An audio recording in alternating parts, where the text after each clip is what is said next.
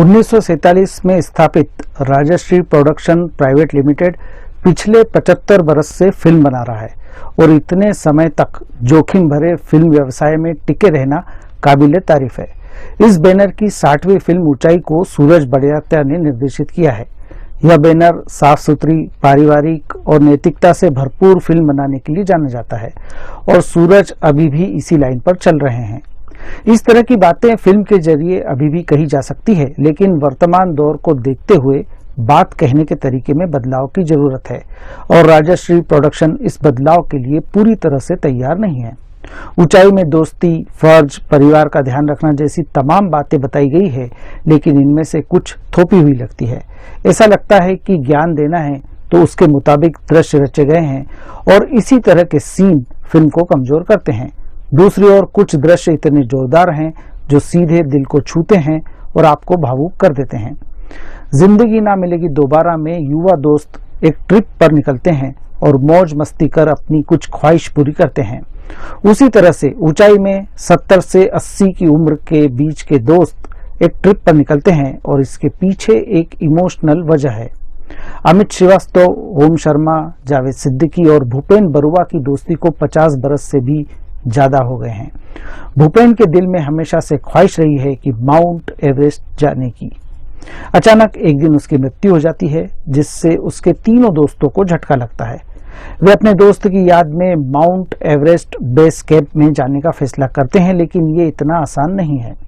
उम्र हो चली है, बीमारी घर कर चुकी है, शरीर जवाब दे रहा है, लेकिन अपने जज्बे और जिद के कारण ये कठिन यात्रा पर निकल पड़ते हैं। अमित, ओम और जावेद के साथ माला भी शामिल होती है और ट्रैकिंग इंस्ट्रक्टर श्रद्धा के मार्गदर्शन में ये जर्नी शुरू होती है। कहानी सुनील गांधी की है और स्क्रीन प्ले लिखा है अभिषेक दीक्षित ने। कहानी में पारिवारिक मूल्य, दोस्ती, अपेक्षा, आशा जैसे कई संदेश दिए गए हैं और स्क्रीन प्ले राइटर्स ने इन बातों को ध्यान में रखकर सीन रचे हैं। कुछ उतार चढ़ाव दिए हैं और भावुकता पर ज्यादा ध्यान दिया गया है। ट्रैक पर जाने वाली मूल कहानी के साथ हर किरदार की बैक स्टोरी भी दिखाई गई है। इनमें से कुछ दिल को छूती है और कुछ नहीं छूती है, लेकिन इनके कारण एवरेस्ट पर जाने वाला ट्रैक इतनी देर से शुरू होता है कि दर्शकों के सब्र का बांध टूटने लगता है। बेहद लंबे सीन आते हैं और बोरिंग लम्हों से भी सामना होता है। ये बात और है कि कुछ अच्छे सीन बीच बीच में आकर फिल्म को संभाल भी लेते हैं। ट्रैकिंग वाले दृश्यों में दोहराव है, इसलिए इनमें रोमांच नदारद है।